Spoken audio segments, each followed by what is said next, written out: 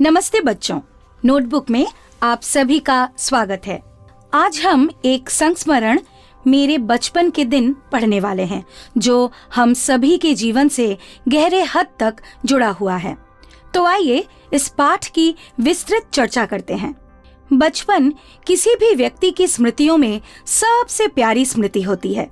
लोग बचपन की स्मृतियों को सदैव याद रखते हैं। बचपन की स्मृति किसी सुखद स्वप्न की तरह होती है। हम कहीं भी रहते हैं, हमारे बचपन से जुड़े स्थान और लोग आदि हमेशा याद आते हैं।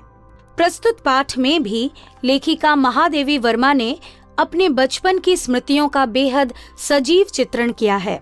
उन्होंने इस गद्य में अपने उस समय का वर्णन किया है जब वे अध्ययन कर रही थीं।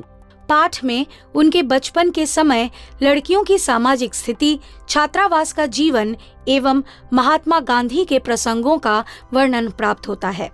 बच्चों, हम पाठ में प्रवेश करने से पूर्व लेखिका के विषय में जानेंगे। पाठ की लेखिका महादेवी वर्मा का जन्म सन 1907 में उत्तर प्रदेश के फर्रुखाबाद में हुआ था। इनकी शिक्षा वर्ष 1912 में इंदौर के एक मिशन स्कूल से आरंभ हुई।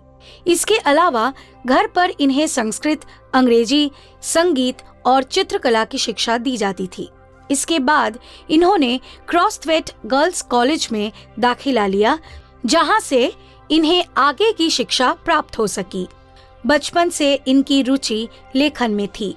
गर्ल्स कॉलेज में इनकी इस रुचि का काफी विकास हुआ और मैट्रिक पास करते समय ये एक प्रतिष्ठित कवयित्री बन गईं।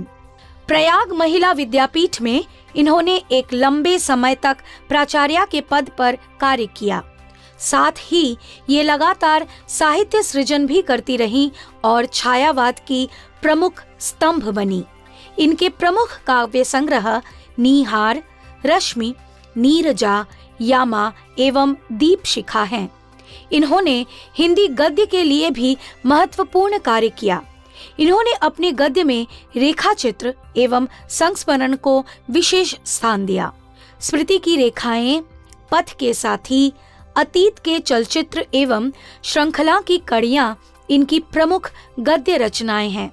इन्हें साहित्य अकादमी एवं ज्ञानपीठ पुरस्कार से सम्मानित किया गया। भारत सरकार ने इन्हें पद्म भूषण से अलंकृत किया। इनका देहांत सन 1987 में हुआ। तो बच्चों, शुरू करते हैं पाठ का विस्तार पूर्ण अध्ययन। लेखिका कहती हैं कि बचपन की स्मृतियों में एक विचित्र सा आकर्षण होता है। उन्हें ऐसा प्रतीत होता है जैसे बचपन की सभी घटनाएं सपने में देखी हुई हैं। समय के साथ मनुष्य का स्वभाव और परिस्थितियां इस तरह बदल जाती हैं कि उसे अपना अतीत स्वप्न जैसा लगने लगता है। लेखिका का जन्म उस समय हुआ जब समाज के दकियानूसी विचारों के कारण बच्चियों के जन्म लेते ही उन्हें मार दिया जाता था। किंतु लेखिका का जन्म किसी ऐसे परिवार में नहीं हुआ।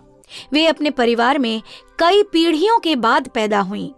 उनके बाबा ने अपने घर में एक कन्या के जन्म के लिए देवी दुर्गा की खूब पूजा की। उनके परिवार की कुल देवी दुर्गा थीं।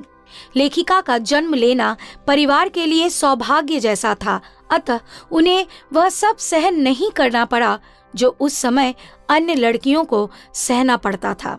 लेखिका बताती हैं कि परिवार में हिंदी का माहौल नहीं था। उनके बाबा उर्दू और फारसी जानते थे और उनके पिता ने अंग्रेजी पढ़ रखी थी। इस संस्मरण का दूसरा हिस्सा हमारे अगले वीडियो में देखिए।